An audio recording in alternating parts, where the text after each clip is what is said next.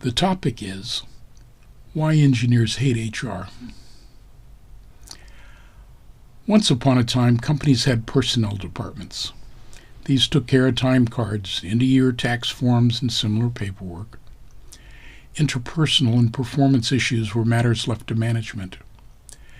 Then laws became more complex, imposing restrictions on firing people without cause or without just cause, or refusing to hire based on gender or race. As the depth and scope of legal mandates multiplied, personnel departments morphed into the rather more complex field called human resources. HR doesn't get much respect. They're viewed as a cost center that subtracts from the bottom line.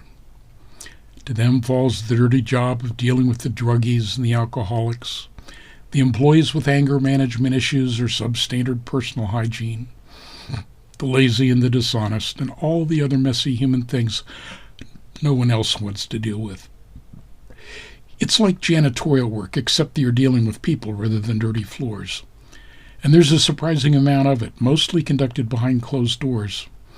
It's the sort of stuff you discuss in hushed whispers rather than stop and admire. But there's more to it than that. After a full engineering career, I can tell you with considerable assurance that by and large, technical staff considers HR to be something to be merely tolerated rather than any positive force for good, and that this is a self-earned reputation.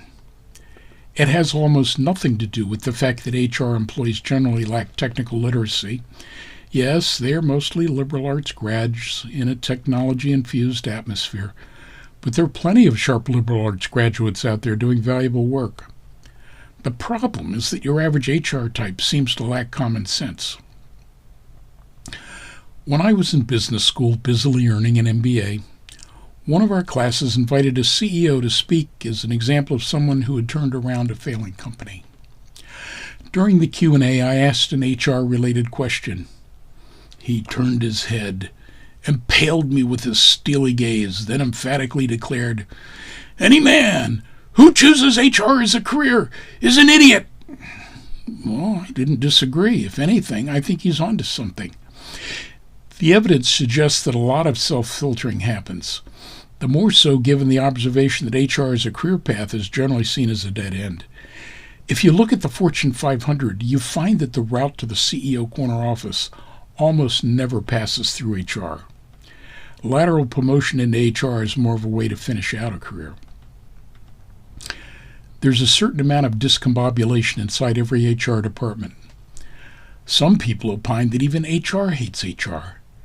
At one company, I saw a particular HR employee spending hours sitting in a car in the parking lot, passing the time by reading books.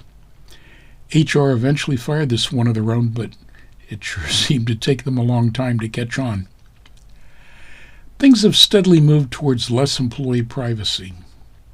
In the post-pandemic era, in response to return-to-office mandates, some employees engage in coffee badging, which means they show up in the morning, swipe their badge to record entry into the building, stay long enough to have a cup of joe and maybe attend a meeting, then leave to continue working from home.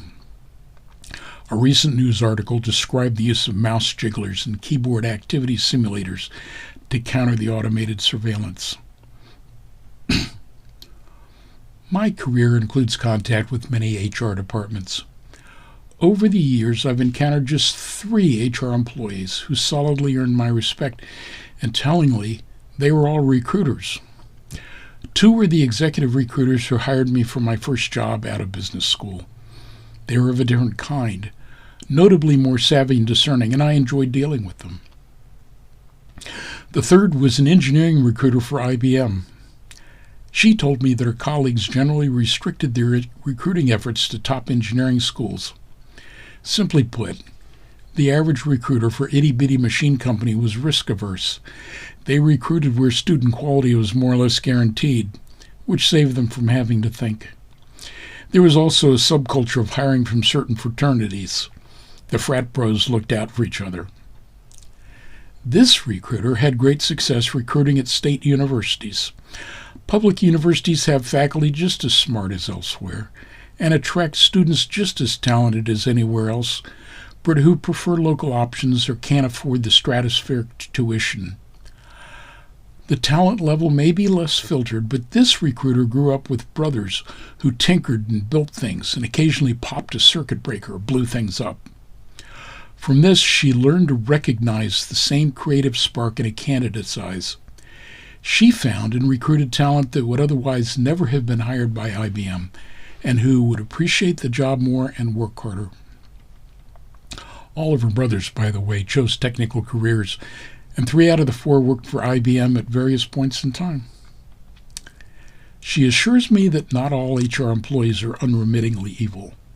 As always, some are drones who are there for the paycheck, but despite whatever structural problems may exist, nevertheless, some go into the field precisely because they care about people. The same recruiter helped a woman who had been abandoned by her husband. He wasn't paying any support, and she desperately needed income. Notwithstanding her lack of a paid work history, she was an excellent cook.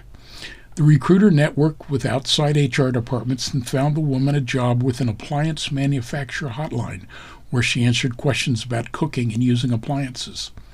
This allowed her to work while her children were at school, but just as importantly, her value and success helped restore the self-confidence that had been shattered by her abusive husband. So score 1 for a genuine HR professional, but also note that it was an extracurricular effort well outside of her routine HR duties. Now let's turn to the topic of job postings. For those of you who are still in school, I offer a personal story. When I neared graduation, I joined everyone else in signing up for interviews at the Campus Employment Center. At the time, the economy was in a deep recession, so we were anxious about our job prospects. One afternoon, as I waited for an interview, the door of one of the interview rooms opened, and the student who had just been interviewed left. Then the recruiter came out and spent a few minutes talking shop with another recruiter while they waited for the next interview time slot. "That's exactly the sort of student we like to hire," the one recruiter said to the other. "Too bad we don't have any openings." That's when I realized that recruiters need to look busy even during recessions, and that their presence at the employment center was mostly a way to keep up appearances. To be fair, they were probably scheduled a year in advance, but nevertheless, their presence at that time was gratuitous. Now, you need to know that not all job postings represent actual openings. One recent study pegged the fraction of ghost postings at north of 40%. Interviews might be held even after a candidate has been selected solely to reach the number of interviews required by policy.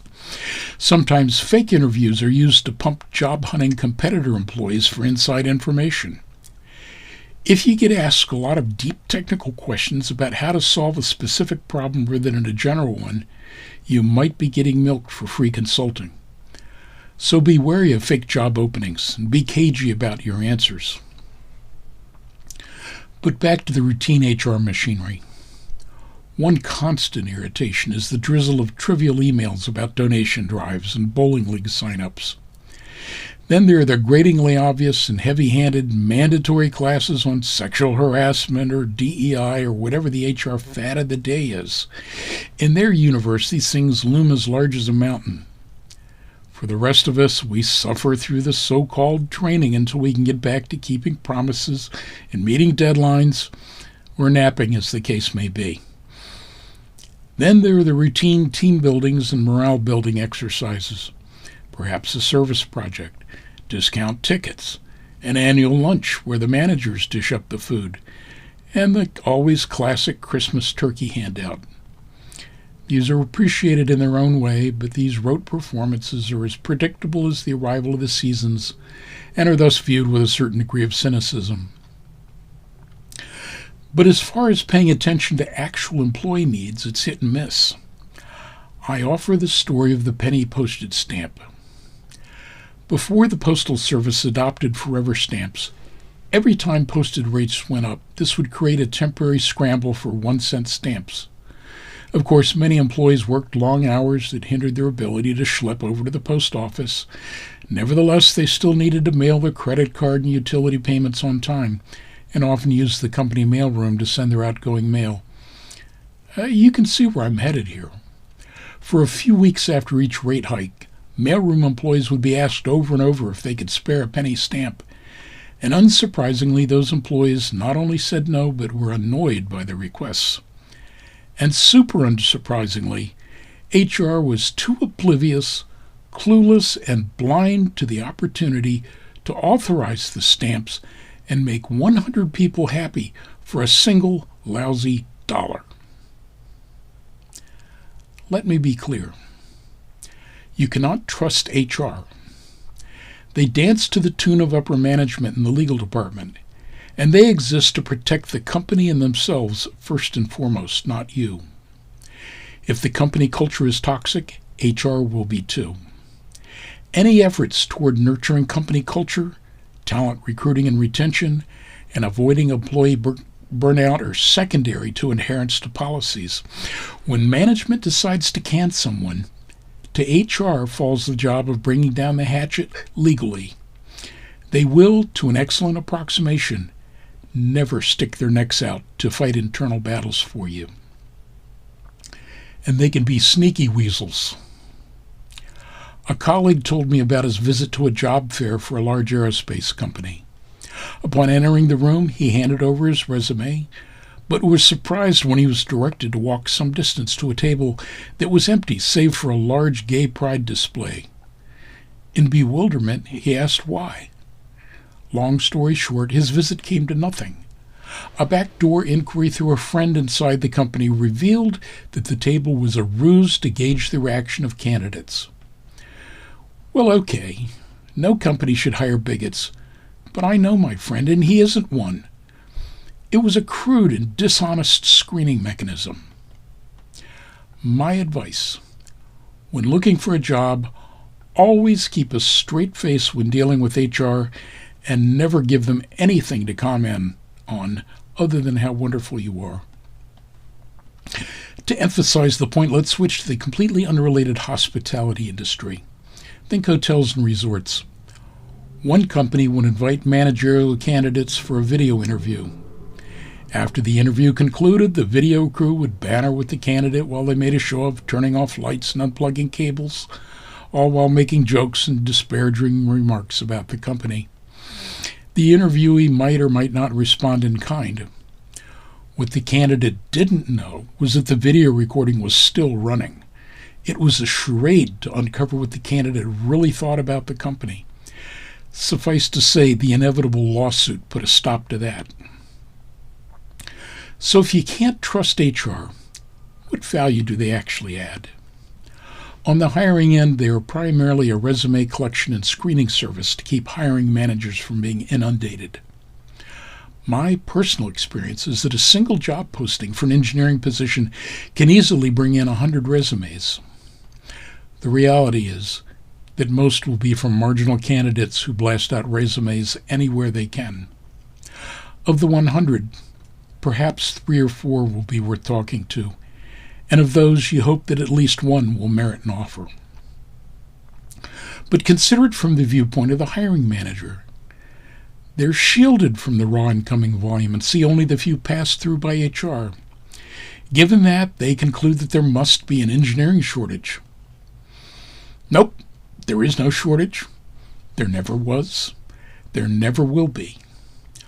One large aerospace campus in Orange County, California, was at the time of my inquiry, which admittedly was some time ago, was receiving on average 1,500 unsolicited resumes per week.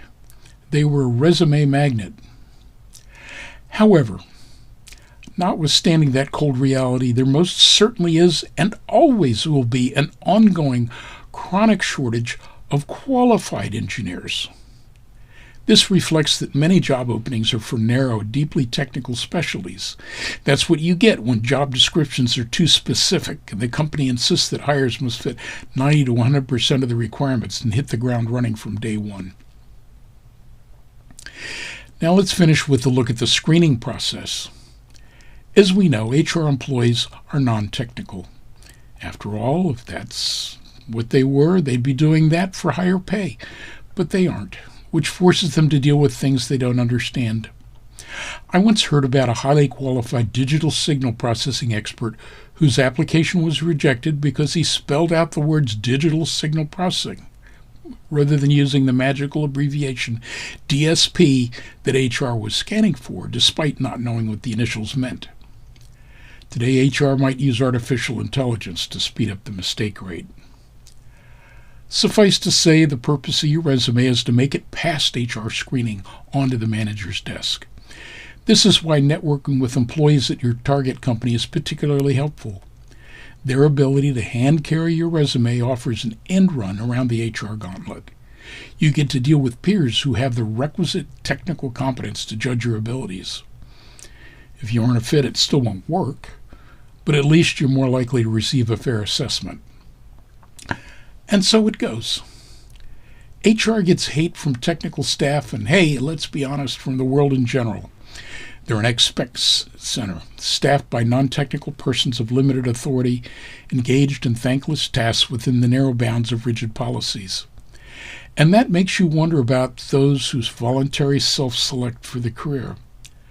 For those of you who did, may God have mercy on your soul and grant you the least punishment consistent with your choice.